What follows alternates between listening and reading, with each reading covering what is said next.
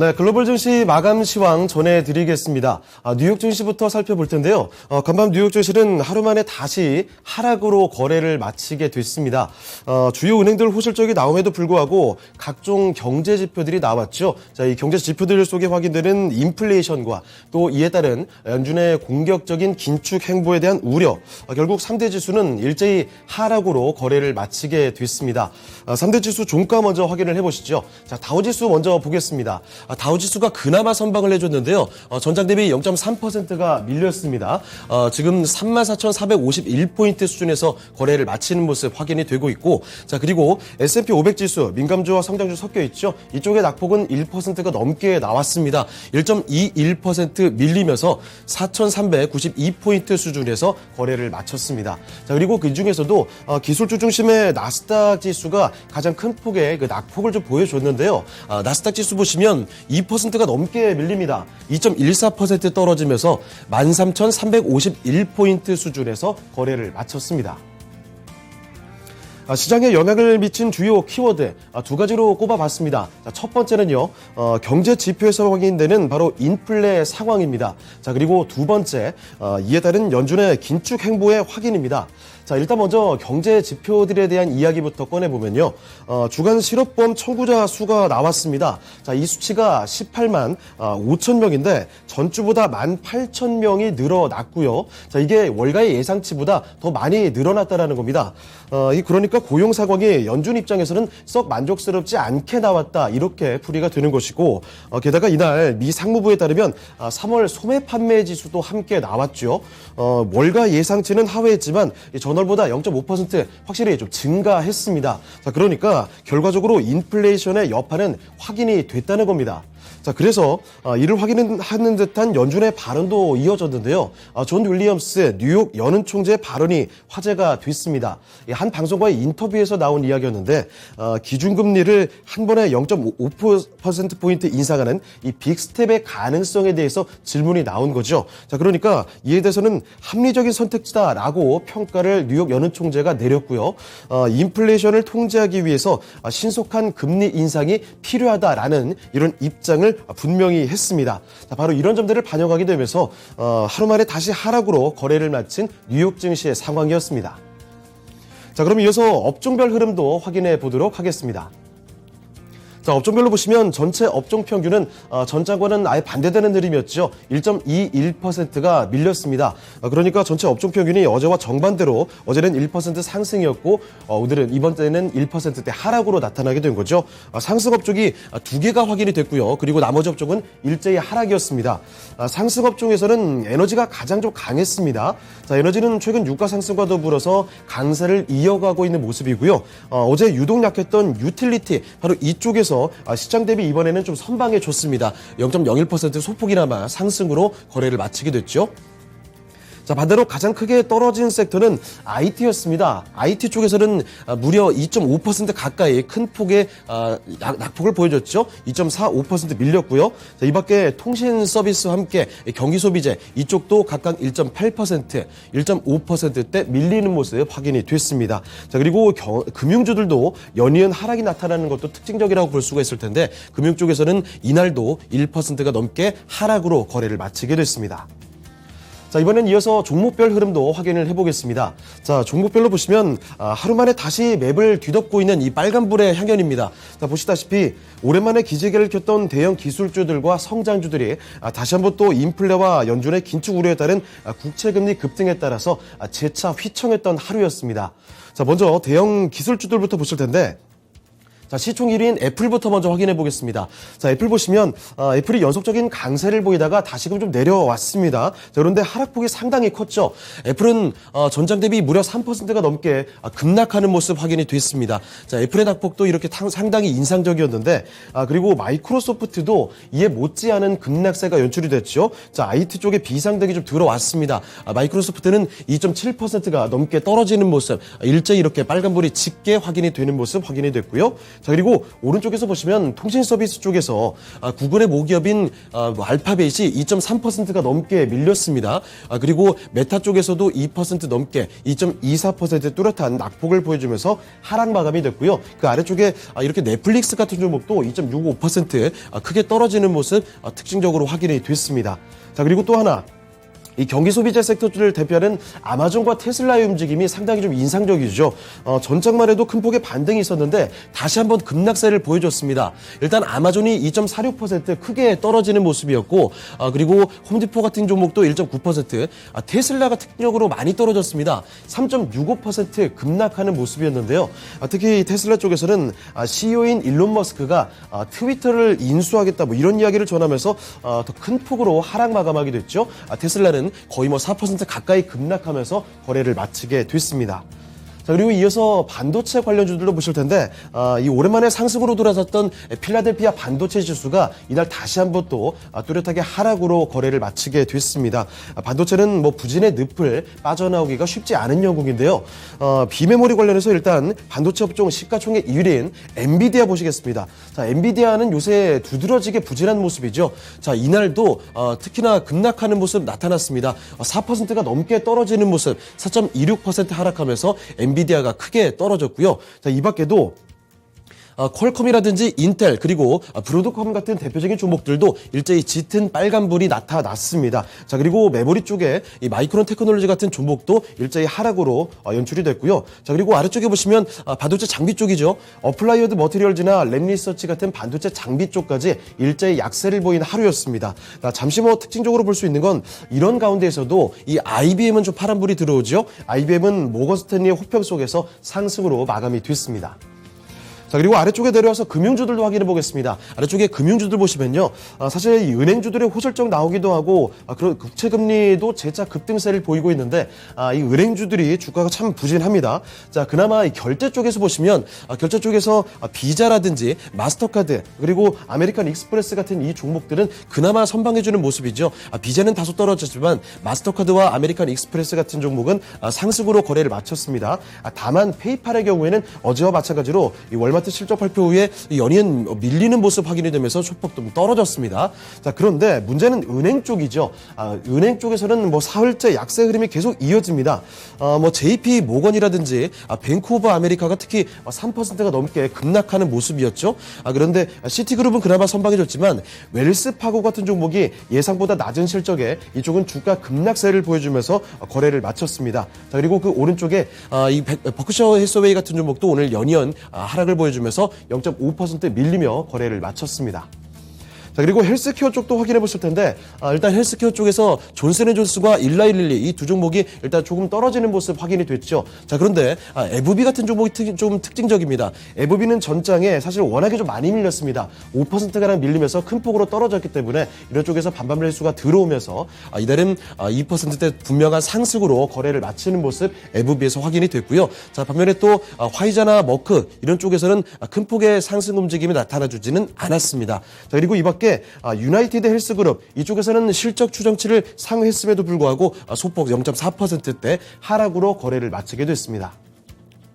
자, 기타 시장 대비해서 한 가지 또 특징적으로 확인해 볼 섹터가 있습니다. 에너지 업종 쪽으로 보시면 에너지 종목군들이 이날도 강세 움직임이 연이어서 확인이 됐습니다. 자, 국제유가 강세가 계속 이어지기 때문이죠. 대표적인 종목인 엑손 모빌과 또 쉐브론 같은 종목이 이날도 계속해서 강세 보여줬는데, 다만 쉐브론이 후반에는 0.05% 소폭 하락으로 돌리면서 거래를 마쳤죠. 엑손 모빌은 그렇지만 뚜렷한 상승으로 거래를 마치면서 에너지 업종 전반적으로는 시장 대비해서 선방해졌고요. 자, 그리고 왼쪽에 이 필수 소비재 쪽과 그리고 아래쪽에 산업재 쪽에서 전체적으로 시장 대비해서는 괜찮았습니다. 그 중에서도 특징적으로 볼 수 있는 건 아래쪽에 보시면 이 캐터필라라든지 아니면 농기계 쪽인 D&C컴퍼니 이쪽에서는 뚜렷하게 짙은 파란색이 확인되면서 상승으로 거래를 마쳤고요. 오른쪽 끝에 보시면 나이키 같은 의류업체, 나이키가 이번에 북미 수요에 대한 환경이 매우 낙관적이다 이런 분석 속에서 뚜렷하게 상승하면서 4% 넘는 급등세로 거래를 마치게 됐습니다. 자, 이번에 특징주 보겠습니다. 첫 번째 특징주는 웰스파고입니다. 대형 은행주들의 실적이 연이어서 나오고 있는데 웰스파고 첫 번째 특징주입니다. 실적이 나왔죠. 자, 그런데 결론적으로 봤을 때 지난 1분기 실적이 저조했다라는 겁니다. 예상치보다 좀 적게 나왔다라는 이야기인데 차트 한번 확인해 보겠습니다. 사실 최근 주가 흐름도 썩 좋은 흐름은 아니었습니다만 이날도 굉장히 좀 크게 실적이 저조하면서 1분기 실적 저조로 밀리는 모습 확인이 됐습니다. 전장 대비 4.5%가 크게 밀리면서 주당 46달러 수준에서 거래를 마치게 됐습니다. 자, 다음 특징주로 한 가지 더 보시겠습니다. 대표적인 신발과 의류업체죠. 나이키입니다. 글로벌 금융기업 UBS에서 투자 의견을 현재 매수로 두고 있는 상황인데요. 북미 쪽에서 수요가 매우 낙관적이다 이런 평가입니다. 자, 이런 긍정적인 평가 속에서 주가도 긍정적으로 반응을 하고 있습니다. 차트 보시면요. 이날도 전거래일보다 4.65% 뚜렷하게 상승하면서 급등세를 보였죠. 주당 133달러 수준에서 거래를 마치게 됐습니다. 자, 이어서 다음으로 유럽 상황 살펴보도록 하겠습니다. 지난밤 유럽 주요국 증시는요, 일제히 상승 마감하게 됐습니다. 러시아와 우크라이나 이 전작의 여파로 유로존 물가가 사상 최고 수준으로 최근에 솟구쳤죠. 자, 그러면서 금리 인상에 나설 것이다라는 관측이 제기가 됐지만 결국 ECB의 결정은 ECB 회의를 통해서 이날 금리를 동결 결정을 내렸습니다. 자, 그래서 ECB의 금리 결정을 주시하면서 주춤했던 유럽 증시가 이에 따라서 이날은 일제히 상승으로 돌리면서 거래를 마쳤죠. 유럽 주요국 증시 종가 상황 보시면요. 일단 독일의 닥스 지수 전장 대비 0.6% 올랐습니다. 14,163포인트 수준에서 거래 마쳤고요. 프랑스 까크 지수도 상승이었죠. 0.72%가 올랐습니다. 6,589포인트에서 거래를 마쳤고요. 영국의 푸츠백 지수 또한 마찬가지로 상승이었습니다.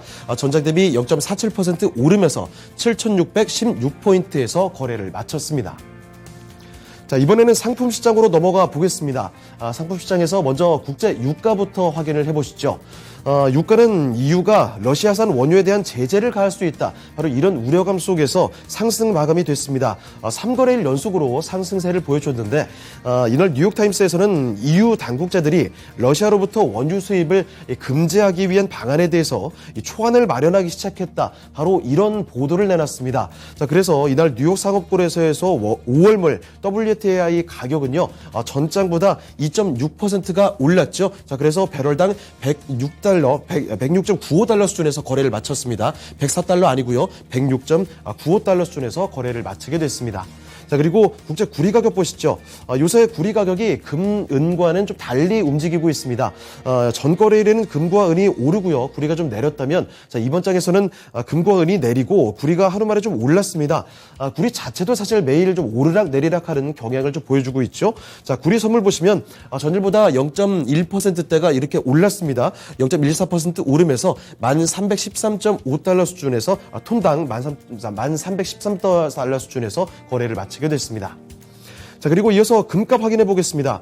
글로벌 인플레이션 우려감에 따라서 최근 연일 기록을 써냈던 대표적인 안전자산 바로 금 가격이죠. 자, 그런데 연속적인 상승에 대한 피로감인지 6거래일 만에 하락 마감하게 됐습니다.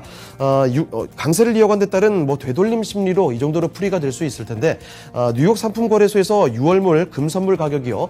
전장 대비 0.6%가 밀렸습니다. 온스당 1,972.9달러에서 거래를 마치게 됐습니다. 자, 그리고 다음으로 국채 수익률 확인해 보겠습니다. CPI라든지 PPI 이렇게 미국의 주요 물가 지표가 나오고 나서 다소 진정이 되는 듯했던 미국의 국채 수익률인데 국채금리입니다만 이번에 다시금 인플레이션 상황에 대해서 확인이 됐죠. 자, 그리고 또 이번에 연준의 긴축 정책에 대한 우려감이 작용이 되면서 다시금 급등세를 보였습니다. 장중 2.8%를 훌쩍 넘겼는데 이날 미국의 10년물 국채금리는요 전장보다 13bp 이상 상승이 됐습니다. 2.82% 수준이 기록이 됐습니다. 자, 이어서 미국 현지 연결해 보도록 하겠습니다. SH 인베스트먼트 김선영 연구원과 연결해서 현지 상황 알아보겠습니다. 네, 연구원님 안녕하십니까? 예, 안녕하십니까? 자, 연구원님, 뉴욕 증시 다시 하락으로 돌리면서 거래를 좀 마치게 됐습니다. 간밤에 있었던 주요 증시 이슈 상황 알아보시죠. 예, 오늘 뉴욕 증시는 연준의 공격적인 금리 인상 우려 속에 미국 국채금리가 급등하면서 3대 지수가 모두 0.5에서 2%대의 하락으로 거래를 마쳤습니다. 골드만삭스와 모건 스탠리 등 대형 금융업체들이 예상을 상회한 분기 실적을 내놓았지만 엇갈린 경제 지표가 불확실성을 높인 하루였는데요.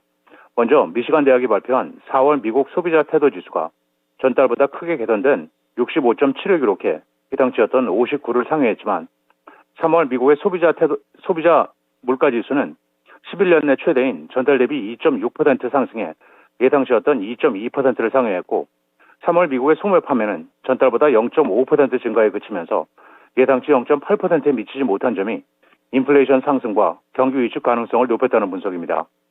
한편 미국의 인플레이션이 지난 3월 정점을 찍었을 가능성이 있지만 연방준비제도가 계속해서 금리 인상을 단행할 것이라고 보인다고 월스트리트저널지가 진단했다는 소식이 오늘 시장에는 다소 부담으로 작용을 했습니다. 신문은 인플레이션이 상승할 때 연준이 금리를 올리는 것을 정당화하는 것이 쉽다면서 인플레이션이 낮아질 때 올리는 것은 더 어려울 것이라며 인플레이션과 금리 모두 오르는 것보다 인플레이션은 내려가고 금리는 올리는 것이 더 나쁜 상황이라면서 연준이 금리를 계속 올릴 수밖에 없는 이유는 물가 상승세가 표면적으로 낮아진다 해도 인플레이션 압력이 사라지지는 않을 것으로 보이기 때문이라며 실업률이 내려가는 동안에는 연준은 아마도 계속해서 기준금리를 올리는 쪽으로 기울어질 것이라고 예측을 하고 있습니다. 신문은 또한 미국의 물가는 지난 3월 최고점을 찍었을 가능성이 있고 가솔린 가격도 최근 완만해지면서 전체적인 물가를 진정시켜줄 것으로 보이며 인플레이션 상승의 핵심 원인을 제공했던 중고차 가격 역시 하락세를 보이기 시작하고 공급 부족과 운송 차질 역시 완화될 조짐을 보이고 있어서 다양한 제품군에서 인플레이션이 냉각될 수 있을 것으로 보인다면서도 물가 상승세가 완만해지면 연준에게는 환영할 일이겠지만 결국 고용 호조에 따른 물가 압력이 사라지기 전에는 연준은 안심할 수 없을 것이라고 신문은 분석하고 있습니다. 증권사 골드만삭스가 향후 반도체 생태계 지원에 최적화된 반도체 업종 7종목을 선정했습니다. 골드만삭스는 전 세계 각국이 반도체 공급 확보에 나서면서 일부 반도체 종목이 수혜를 입을 것이라며 팬데믹과 지정학적 이벤트에 따른 퍼펙트 스톰이 탈글로벌화와 공급망 현지화, 특히 반도체를 둘러싸고 논의의 물결을 확대했다면서 공급망의 완전한 현지화는 모든 기술의 소싱과 생산이 특정 지역 내에서 이루어진다는 의미라고 설명을 하고 있습니다. 반도체의 공급망의 모든 핵심적인 기술 요소를 현지에 그대로 들여놓는 것에 대해서는 징벌적으로 높은 수준의 부담이 따르기 때문이라며 미국과 유럽은 현지 반도체 투자에 대한 상당한 정부 보조금을 제공할 예정이어서 공급망의 특정 부분은 앞으로 수년 내에 리쇼어링, 즉 자국 회귀가 가능하다는 뜻이라고 강조하며 이 같은 이유로 향후 반도체 생태계 지원에 최적화된 반도체 업종 7종목을 선정했는데요. 먼저 대만의 TSMC를 선호주로 언급했고 네덜란드 반도체 장비 업체 ASML 홀딩스도 선호주로 꼽으면서 그 외에 어플라이드 머터리얼스, KLA, 램 리서치, 일본의 동경전기, 다이니폰 스크린 등도 선호주로 꼽고 있습니다. 네, 이번에는 주요 종목에 대한 이야기도 한번 나눠보도록 하겠습니다. 그 전기차업체 테슬라의 CEO죠. 일론 머스크의 발언이 또다시 화제가 되고 있습니다. 자, 연구원님, 이번에는 트위터를 인수하겠다고 했다고요? 예, 그렇습니다. 트위터의 지분 현재 9.2%를 보유하고 있는 일론 머스크 테슬라 CEO가 트위터의 모든 지분을 인수해 비상장 개인 회사로 변신시키겠다고 제안하고 있습니다. 공시에 따르면 트위터의 경영진은 이사로 재임하는 동안에 지분 14.9% 이상 보유할 수 없는 조건으로 합류를 제안했었고 이번 M&A 작업에는 모건 스탠리가 자문을 맡은 것으로 알려지고 있는데요. 머스크는 제안을 통해 미 보유 지분 전부를 한 주당 $54 20센트, 총 430억 달러에 현금으로 인수한다는 조건을 제시하면서 트위터는 비상장사로 바뀔 필요가 있다며 이번 제안은 최선이자 최종적인 것으로 만약 받아들이지 않는다면 주주의 지위를 재고해야 할 것이라고 덧붙였습니다. 한편 이에 대해 증권사 웨드부시는 트위터 이사회는 결국 머스크의 제안을 받아들이거나 회사 매각 절차에 나서게 될 것이라고 내다보고 있는데요.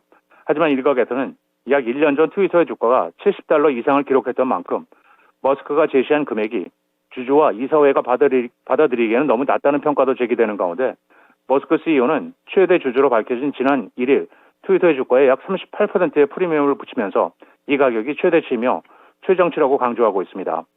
오늘 트위터의 주가는 뉴스에도 불구하고 1.68%가 하락해 $45 08센트의 거래를 마쳤으며 마지막으로 내일은 예정된 경제지표와 실적 발표 기업은 없습니다.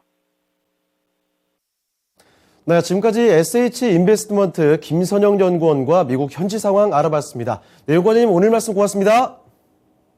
예, 감사합니다. 네, 지금까지 글로벌 증시 마감 시황이었습니다.